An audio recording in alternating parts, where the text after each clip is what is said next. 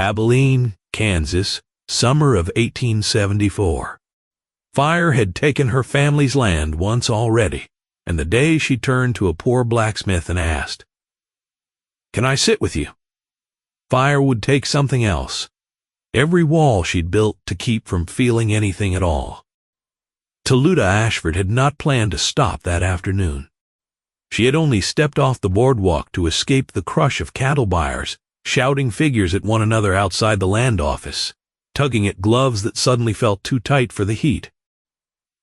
It was pure chance that put her eyes on the small table at the edge of the walk where a man in a scorched leather apron sat across from a boy, one bowl of stew between them. The sun sat white and merciless over Abilene that day, hammering down on tin roofs and dust alike, and somewhere behind her a train whistle bent long and mournful across the plains. She had arrived in a traveling dress the color of a deep river, fine enough to draw stares from men who had not seen good silk since they left the East. She had money enough behind her name to buy the entire block she stood on and still endow a church twice over. None of it had warmed even one of the 7 years since her husband, Warren Ashford, had died and left her the last surviving heir to a shipping fortune she had never once asked for and had never quite learned how to want. It was, in truth, a strange kind of poverty she carried. One no banker in St. Louis would have recognized as poverty at all. Her days moved between a 20-room house on the bluff and dinners where men discussed freight tonnage while their wives discussed nothing much of anything, and she had grown so practiced at smiling through both that she sometimes forgot, for whole weeks, at a stretch, that she was not actually happy. She had come west that summer, chasing a rumor about railroad land, though if she was honest with herself in the quiet hour before sleep, she had really come chasing the feeling that something anywhere might still matter to her the way things had mattered before wealth arrived.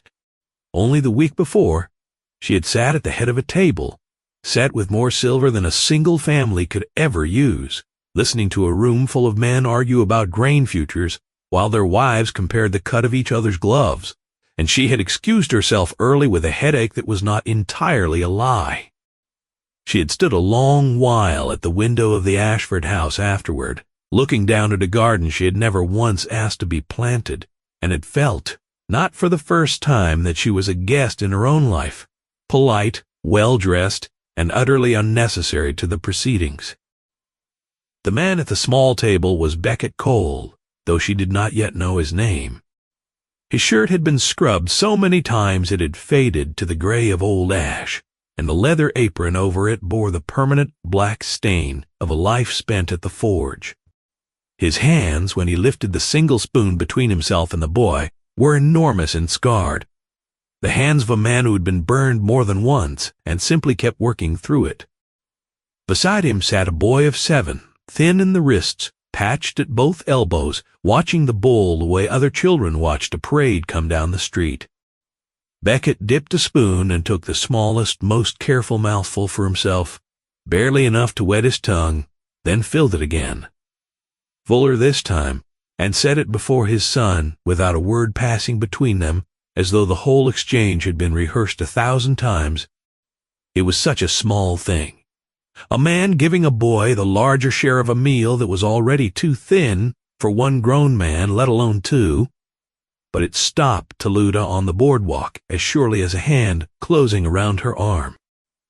It carried her backward across 20 years past the Ashford townhouse with its silent servants and its rooms full of things nobody ever touched, all the way back to a low adobe house near the Cimarron crossing, where her own father used to tear his bread in half without being asked, giving her the larger piece every single night, never once making it feel like a sacrifice, never once making her feel like a burden for taking it. She would have traded every dollar she possessed, in that instant, for a single spoonful of somebody else's plain, unhurried tenderness.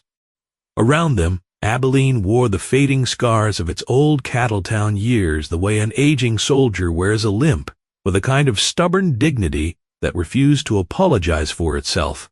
Wagons rattled over the ruts in the street. Loose boards complained in a wind that never seemed to fully stop moving. A dog barked, somewhere at nothing in particular, and the smell of dust and manure hung thick in air, gone heavy with heat. And yet the little table at the edge of the boardwalk seemed to sit inside its own patch of quiet, untouched by any of it, the way a held breath is untouched by the noise happening all around it. Beckett tore the softer heart from a heel of bread and set it beside the boy's bowl, keeping the hard crust for his own hand. That was when the boy, whose name was Leo, noticed the woman standing near them, her gloved hand resting lightly on the back of the one empty chair. His eyes traveled from her face to the deep blue of her dress and back again, wide with the particular wonder that belongs only to children who have not yet learned to hide their curiosity. Beckett looked up next, unhurried, and there was no calculation at all in the gray of his eyes, no hunger for what she might be worth, no flicker of a man doing quiet sums behind a polite smile. He simply looked at her the way he might look at any tired traveler who had wandered too far from shade on a brutal afternoon. "Can I sit with you?" Her own voice came out smaller than she intended, barely above the wind moving through the dry boards. It was not a question she had needed to put to anyone in 7 years of widowhood. People made room for her automatically. Rooms rearranged themselves around Mrs. Ashford's arrival, the way water moves around a stone dropped into a still pond. But this man did not know who she was, and something in her did not want him to know. Not yet. Not until she had earned the empty chair. Beckett studied her a long, unhurried moment, the kind of look that measures a person without shaming them for being measured. Whatever he saw beneath the fine veil and the careful posture seemed to settle something in him. "It's a public table, ma'am." He nudged the bench with his boot, clearing a little more room. "But you're welcome to the company." Leo leaned close to his father's shoulder and whispered, not quietly enough for her to miss it, whether she might be a princess. For the first time in longer than Toluta could remember, real laughter came loose from somewhere lower in her chest, nothing at all like the practiced, polite sound she gave at dinner parties. The tightness there eased just a little. She crouched to look the boy in the eye. "No," she told him, gentle and amused. "I am only a woman who would rather not eat alone today." Beckett had seen every kind of face pass through Abilene in his years at the forge. Gamblers with hollow eyes, lawmen with harder ones, pioneers so tired they barely lifted their boots from the dust. The woman lowering herself carefully into the chair beside his son was a puzzle he could not immediately place. A lady of obvious standing sitting down at a table meant for men who counted their meals to the last spoonful. He nudged the bowl a half-inch toward the center, an offering disguised as nothing much at all. "We don't have a great deal." His eyes flicked briefly to hers. "But what we have, we share." From the exact, careful way he measured every mouthful, Toluta understood, with a small lurch in her stomach, that this was likely their only meal that day. The panic of the year before had swept through the country like weather, closing banks and swallowing whole businesses. And here, at this scarred little table, that hardship finally had a face and a name and a boy's patch sleeves to wear it. Beckett Cole, he offered it plainly, the way a man offers the one thing he still has plenty of. And this is Leo, Toluta. She left it there, no last name attached, unwilling to let the shadow of her late husband's shipping fortune fall across this humble table and change the way this man looked at her, even for a moment. Leo ate with a slow, deliberate focus, determined not to lose a single crumb of the bread his father had given him, his small hands already rough with the kind of work no 7-year-old ought to know yet. Beckett watched his son rather than her as he spoke. This town, he mused, had seen plenty of men chasing easy money over the years, but not many stopped long enough to notice what it cost them along the way. Then he looked at her directly, and it felt for one uncomfortable second as though he could see straight through the fine blue silk to whatever sat underneath it. "You don't look like a woman who came here chasing money," he went on quietly. "You look like a woman who lost something money never could buy back." The words landed somewhere tender and unguarded in her chest, and her eyes stung before she could will them still. She looked down at the scarred wood of the table, gouged with old knife marks, and it carried her back again to the low house by the crossing, to the smell of rain on dry ground, to her father's laughter before the fire had come and swallowed everything they owned in a single terrible night, before the great gray sadness of wealth had crept in afterward and quietly taken the color out of every room she later lived in. Her father's trading post had burned in the dry summer of her 10th year, a lightning fire that raced through the corrals and the storerooms faster than any bucket line could fight it, leaving the family with nothing but scorched land and a debt no one in the territory seemed willing to forgive. Speculators had circled within the week, offering pennies for a homestead her father had spent 2 decades building with his own hands, and the family had stood only days from losing it entirely when an anonymous buyer stepped forward and paid double what the land was worth, sight unseen, then vanished before anyone could learn his name. That single act of unexplained generosity had kept her father from ruin and let him rebuild, slowly and painfully, into a man who could one day walk his daughter down an aisle in a borrowed suit and call himself proud of the life he had made for her. Years later, Toluta had married into the Ashford shipping fortune and moved into a house with 20 rooms that never once, not for a single evening, felt like a home. She had spent thousands of dollars and untold hours of her own life trying to trace that stranger, wanting only to thank him, to ask him plainly why a man she had never met would give away a fortune to save people who owed him nothing at all. Her father's trading post had been more than a business. It had stood for 2 generations as a waypoint of hospitality along the crossing, a place where any traveler, Apache or settler or soldier could count on a fire and a meal and a fair trade regardless of what was in their pockets. Her mother's people had always spoken of generosity toward strangers as a kind of wealth in itself, a debt owed forward rather than back, and her father had built his whole life around that single idea long before Toluta understood it was a philosophy at all rather than simply the way her family behaved. She had grown up watching him feed men who could offer nothing in return and turn away no one who came to his door hungry, and she had never once as a girl imagined that kindness could run out the way money could. It was only in the wide, cold rooms of the Ashford house, years later, that she learned wealth and generosity were not the same thing at all, and that a person could have an abundance of one and starve quietly for want of the other. The past, Beckett offered quietly, was a heavy pack to carry. Sometimes a person had to set it down just to keep walking at all. Leo reached into his patched pocket and produced a small, hand-carved wooden horse, its surface gone smooth and pale from years spent turning over in a boy's fingers. He walked it slowly across the table toward Toluta's gloved hand, solemn as a diplomat presenting a treaty. "He likes you." Something almost like a smile touched the corners of Beckett's tired eyes. "And that boy's a better judge of character than any lawman I've ever known." A shadow fell across the table before she could answer. A man in a sharply cut suit had stepped up onto the boardwalk, the smell of imported tobacco arriving a full second before he did. It was Sterling, a name Toluta knew well from the predatory edges of the Sainte. Lewis business circles, a man who had grown richer while other men grew thin and never once noticed the difference between the two. "Mrs. Ashford," his voice dripped with a concern that fooled absolutely no one. "Whatever are you doing at such a sordid little arrangement?" His eyes moved over Beckett with open disgust, and over the single bowl of stew, as though it might be poison set out on purpose to offend him. Toluta felt her spine go to cold iron. "I am having a meaningful conversation, Mr. Sterling." Her tone stayed perfectly even. "A concept I am quite certain remains entirely foreign to your nature."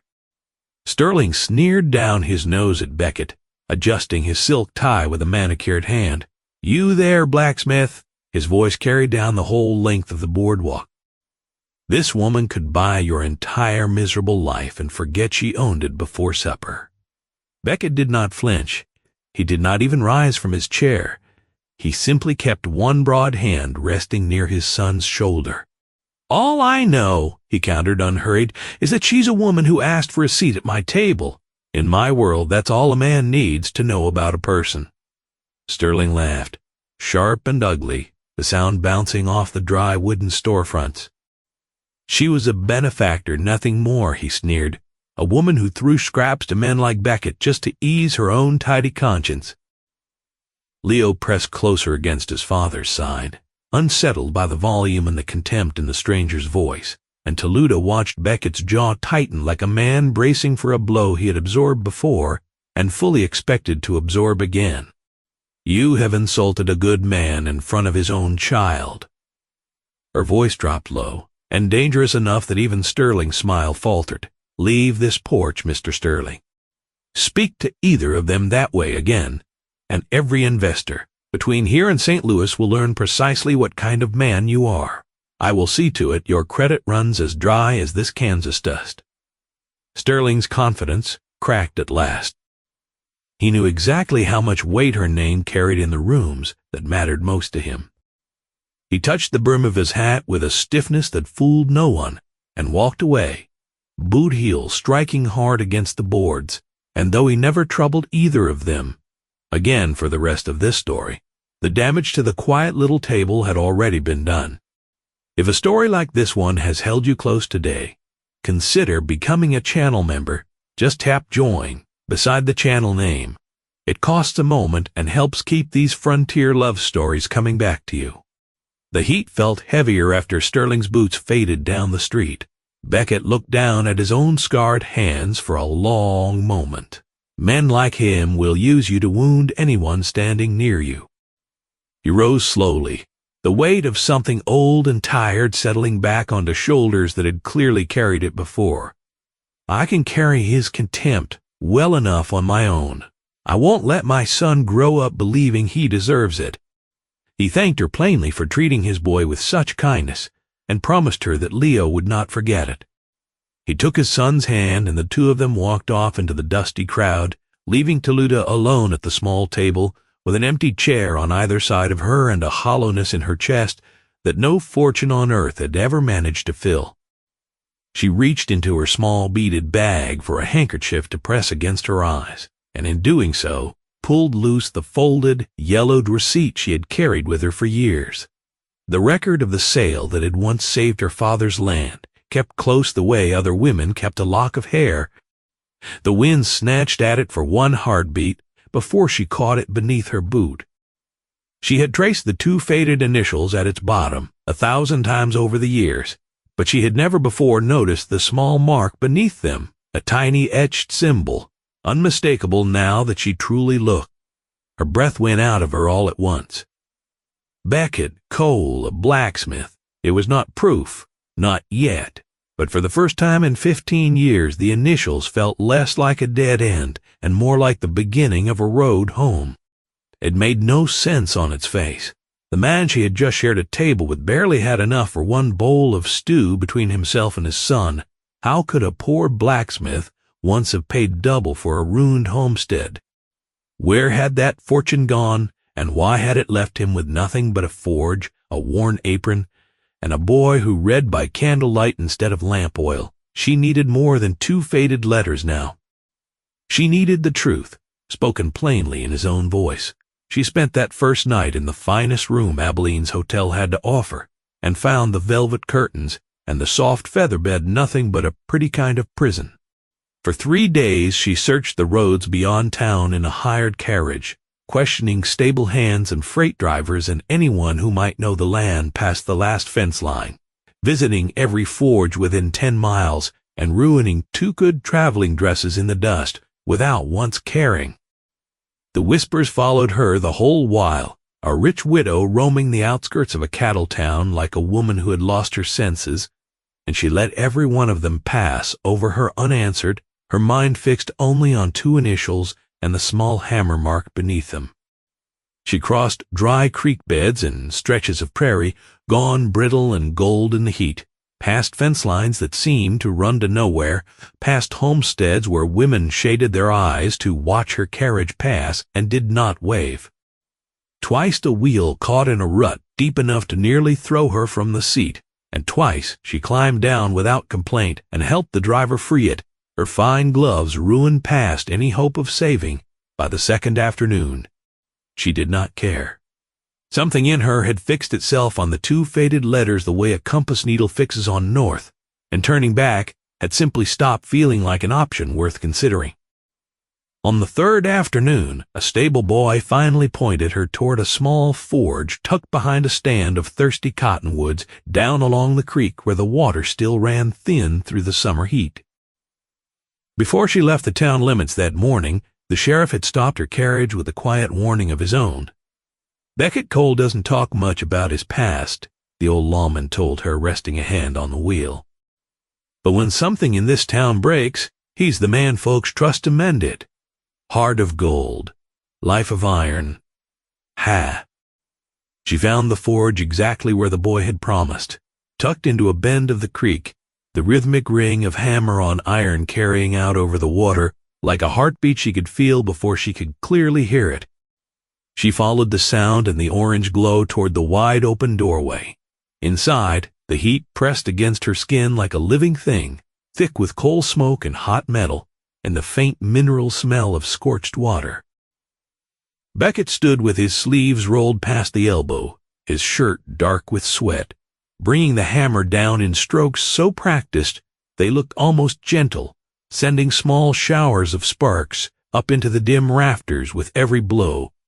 Leo sat nearby on a pile of fresh hay, an old book open across his knees, and when he glanced up and saw her standing in the doorway, his whole face lit with recognition.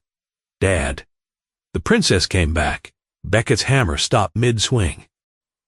He wiped his brow with the back of one grimy forearm and turned, surprise moving across his face before it settled into something steadier and much older. Toluta held out the receipt with a hand she could not quite keep from shaking, and did not trust herself to speak first. Becket looked down at the faded initials, and she watched the hardness of the working man dissolve, slowly into something far more vulnerable, recognition, and beneath it, an old grief he had clearly carried alone for a long time. "I was very young then. The roar of the forge seemed to fall away entirely around the words. I'd just come back from the silver camps in Nevada, struck a small vein of luck up there. I had money, and no family left to spend it on, and no real idea what to do with either my grief or my sudden fortune." Toluta stepped closer, no longer caring what the soot did to her dress. "Why, my family, Becket. Why pay double for a ruined homestead when you never even knew us?" Becket set the hammer down on the anvil, and the small metallic clink of it seemed to echo longer than it should have. "Your father likely never remembered me." He turned the receipt over once in his scarred fingers. "But I never once forgot him. Years before that, I was 10 years old and starving on a street corner outside Independence. My mother had already died. My own father was long gone. I tried to steal a loaf of bread off a baker's counter, and the baker caught me by the collar and hollered for the law. His eyes dropped, the memory clearly still sharp after all the years between. I thought my life was over before it had properly begun, but your father was standing right there. He paid for that loaf.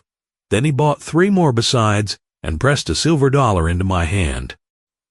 Toluta covered her mouth with one gloved hand, seeing her father's face clearly in her mind, hearing the particular warmth of his voice, as though he stood in the forge beside them. Before he walked away that day, he told me not to let a hard world turn my heart to stone. Becket's gaze drifted toward Leo. I built the rest of my life around those 9 words. When the silver money finally came in, I heard the trading post near the crossing had burned. Heard the man who'd once fed a starving stranger stood on the edge of losing the last of what he had. I couldn't let it happen. I didn't want him to know it was me. I only wanted to settle an old debt and disappear again. Toluta looked around the small, humble forge, the packed dirt floor, the worn tools, the poverty of it plain in every corner. "You should be a wealthy man by now, Beckett." Her eyes swept the bare walls. "What happened to the rest of it?" He rested both hands against the edge of the anvil. "Most of it went into land and tools and a handful of families along the way who had nowhere else to turn. I never needed much for myself." His eyes drifted toward Leo, tender and heartbroken all at once. "Then my wife, Marta, took sick. She was the light of this whole shop. I spent whatever remained trying to save her. Doctors brought out from the East, every medicine anyone recommended, none of it enough in the end." He paused, the pain of it plain across his face. "After she passed, I put my last savings into the bank in town, thinking it would give Leo a future to stand on. Then the panic hit, and the bank closed its doors overnight and never opened them again. All I had left after that was my tools, this forge, and my son. And you never once regretted helping my father," her voice softened, "even when it left you down to a single bowl of stew shared between a man and a boy. Not once." He held her gaze steadily. "Losing money hurts a man well enough. Losing the person he chose to be hurts a great deal worse. Money's only metal, Toluta. Kindness is the one thing on this whole earth that never seems to rust." The tears came then, finally, and she did not try to stop them. She had spent her whole life believing her father's rescue had been nothing more than luck, a random turn of fate that happened to fall in his favor at the worst possible hour. Instead, her entire life, every room of it, had been quietly built on top of one hungry boy's simple act of gratitude. A circle that had taken 15 years to finally close in a creekside forge. "I have spent so long being Mrs. Ashford." Her voice broke a little around the name. "A name on a bank draft. A guest at parties. I privately despised for years. I think I forgot how to simply be Toluta." Beckett crossed the small distance between them and stopped just short of touching her, close enough that she could smell smoke and iron on his skin. "You haven't forgotten." His voice dropped, gentler than she had yet heard it. "You just needed a quiet place to sit down and remember who you were. You found it, in the end, at a table with one bowl of thin stew." In the weeks that followed, Toluta kept returning to the forge again and again, until the trip along the creek road felt more familiar to her than her own front stairs ever had. She stopped spending her nights at the hotel and began arriving instead with breakfast tucked under one arm, fresh eggs and thick bacon and warm bread from the bakery on Texas Street, staying only long enough to hear Leo stumble happily through a page of his book, aloud, his finger tracing each word with fierce concentration. On quieter mornings, she simply sat on an overturned crate and watched Beckett work, watched the way he coaxed shape out of stubborn iron with patience rather than force, watched how carefully he mended things other men would have thrown onto the scrap heap without a second thought. The steady ring of his hammer became the rhythm of her days in a way nothing in 20 years of Ashford dinners ever had. She made certain, every time she came, that there was enough on the table for 2 full bowls instead of 1. Some afternoons, she brought a length of good wool for Leo's winter coat, or a proper reader for a boy who was quickly outgrowing his tattered old book, or simply herself and an hour to spare with nothing asked of her in return. She learned to bank the coals at the end of a long day, learned which iron needed to breathe before it could be struck without cracking. Beckett, in turn, learned the particular silence she carried after a hard letter arrived from Sane. Louis, and how to sit beside her through it without a single question until she was ready to speak on her own. Their affection did not arrive in one dramatic instant, the way affection so often arrives in the stories told back east. It grew the slow, unglamorous way real things grow, through shared meals and small kindnesses, and the particular comfort of being understood without ever having to explain yourself first. She told him about the riverboats along the Mississippi and the whistles that used to wake her before dawn as a girl. He told her about the exact sound iron makes right before it is finally ready to bend, and she found, to her own quiet surprise, that she believed him completely. One September afternoon, with rain finally breaking a 2-week dry spell, the three of them sat crowded under the forge's low overhang, while the creak rose brown and loud beyond the door, and Leo asked her with the flat directness only a child can manage whether she had ever had a mother who read to her at night. She told him she had, once, and that her mother's stories had all been about the stars and the long walk of the people before her, and Leo listened so intently that Beckett set down the harness he was mending just to watch his son's face. On another evening, she sat beside Leo at the rough table and guided his hand through the careful loops of his own name over and over on a scrap of brown paper until he could write Coley steady and proud without her fingers over his, and something in Beckett's expression that night told her he had noticed and would not soon forget it. Word travels fast in a small cattle town, and it was not long before a delegation of Abilene's finer ladies came calling on her at the hotel, led by a woman named Mrs. Minger. Calloway, whose enormous hat resembled nothing so much as an overbuilt bird's nest, and whose frown never seemed to leave her powdered face for more than a moment at a time. "Toluta, darling." Mrs. Calloway fanned herself with theatrical distress. "The entire town is talking of your associations, seen at that filthy forge nearly every single day. It is doing irreparable harm to your standing. Think of your late husband's good name." Toluta looked at the row of women arranged stiffly in her parlor and felt something closer to pity than anger rise in her, the boredom hiding beneath their careful smiles, the judgment dressed up neatly as concern for her welfare. "My husband was a man of considerable honor." She met each of their eyes in turn. "Were he alive today, he would be standing right there at that forge, working shoulder to shoulder with Beckett Cole, because Beckett is a better man than any I have met inside your parlors. He knows exactly what it means to give when he has nothing left to give. If my standing cannot survive my keeping company with a man of real character, then it was never a standing worth having in the first place." One of the younger women in the group, a Mrs. Pratt, who had said nothing throughout the whole visit, lingered a moment at the door after the others had already swept out onto the street, and confessed in a low voice that she had always thought the Forge Road looked like the only honest place left in town. Toluta pressed her hand once, said nothing more, and let her go. She showed the rest of the delegation to the door herself, and did not look back once they had gone. For the first time in years she understood exactly what her fortune had been meant to build all along. Not silk dresses and hotel suites and idle parlor talk, but something that would still be standing long after every one of those women had forgotten her name. Life on the frontier, though, has a way of turning without warning, no matter how carefully a person has arranged the rest of it. As the last weeks of summer stretched slowly toward autumn, a heavy fever swept through the home strung along the creek, the kind that settled deep in the lungs and did not let go easily once it had taken hold. Leo woke one morning, flushed and weak, too tired even to sit fully upright in his own narrow bed, his small chest working hard for every breath. Beckett, a man who could bend stubborn iron and bank a forge fire without a moment's hesitation, found himself utterly powerless against an enemy he could not see or strike with any hammer he owned. The town doctor had more sick beds than medicine that week, and precious little of either to spare for a blacksmith's son who could not pay for either one. Toluta did not hesitate for even a single breath.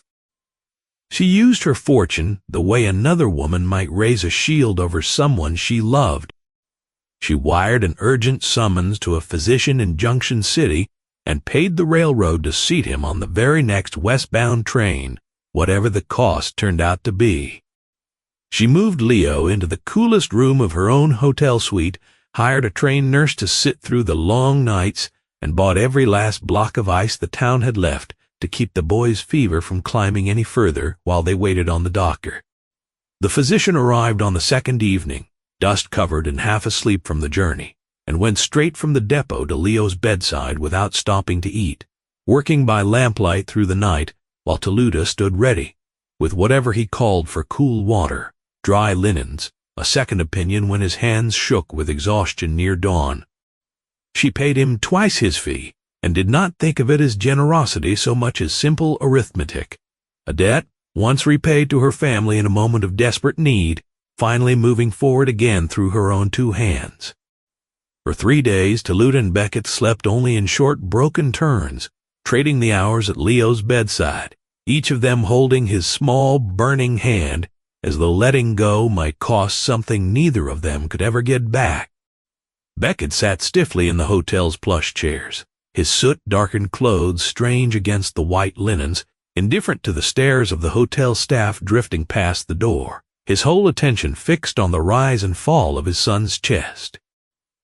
"I should have given him a better home." His voice in the low lamplight sounded thinner than she had ever heard it. "A room away from the forge heat, a bed that wasn't set beside my anvil. I failed him, Toluta." She rested her hand over his rough knuckles beneath soft fingers. "You gave him something no amount of money could ever buy, a father this boy is plainly proud of." She squeezed once gently. "Now let me help with the one thing money can actually mend." At dawn on the 4th day, the fever finally broke. The sweat on Leo's brow turned cool, his eyes opened tired but clear, and he looked first at the unfamiliar ceiling, and then at his father's exhausted face. "Do we have any bread?" Beckett bowed his head against the edge of the bed and wept openly, the sound filling the quiet room, and Toluta turned toward the window to hide her own tears, watching the sun climb slowly over Abilene into what felt, at long last, like a genuinely new day for all three of them.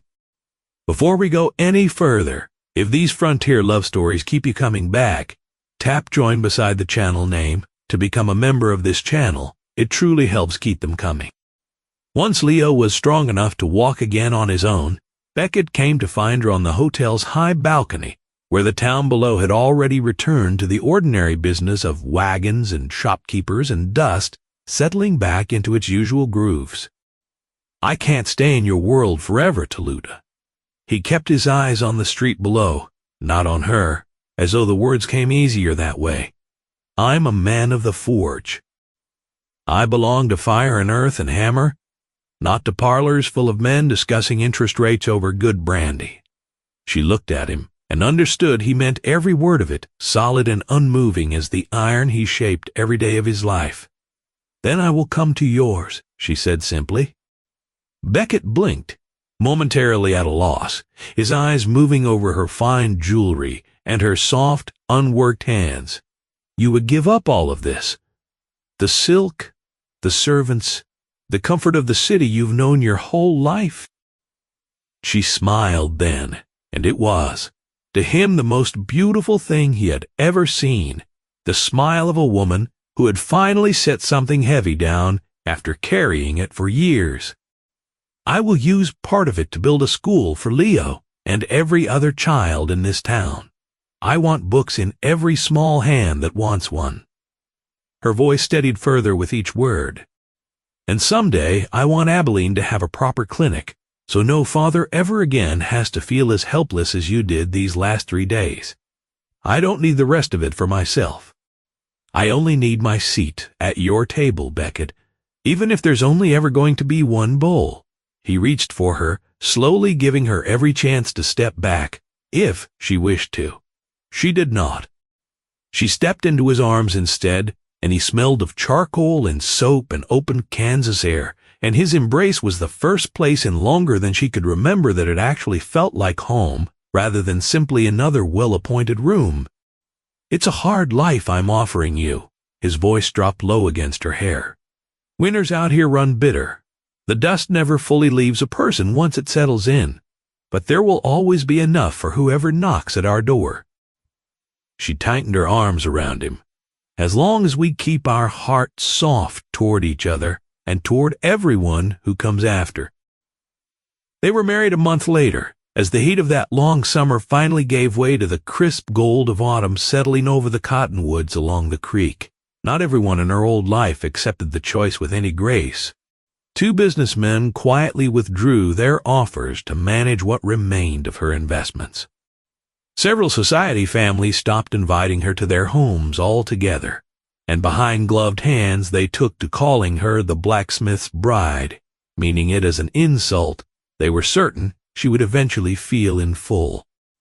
Toluta signed every letter of rejection without a flicker of regret, setting each one aside as though it weighed nothing at all against what she had gained instead. Beckett offered, more than once in those early weeks, to step aside so she would not lose whatever standing she still had left in that world.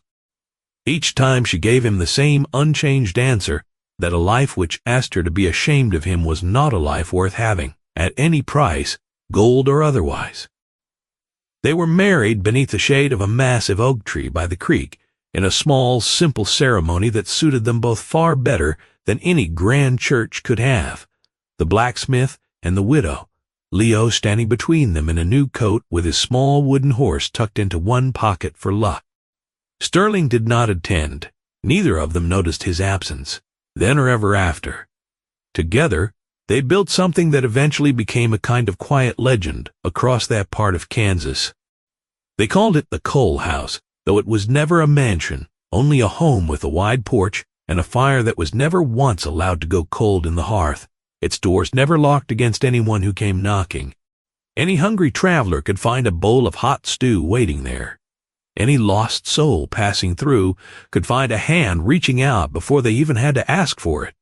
Toluta traded her fine silks for sturdy cotton she learned to sew herself, took up a garden behind the house, and studied simple remedies from the older women along the creek, until she became at last the woman she had always been underneath the 20 rooms and the endless idle parties.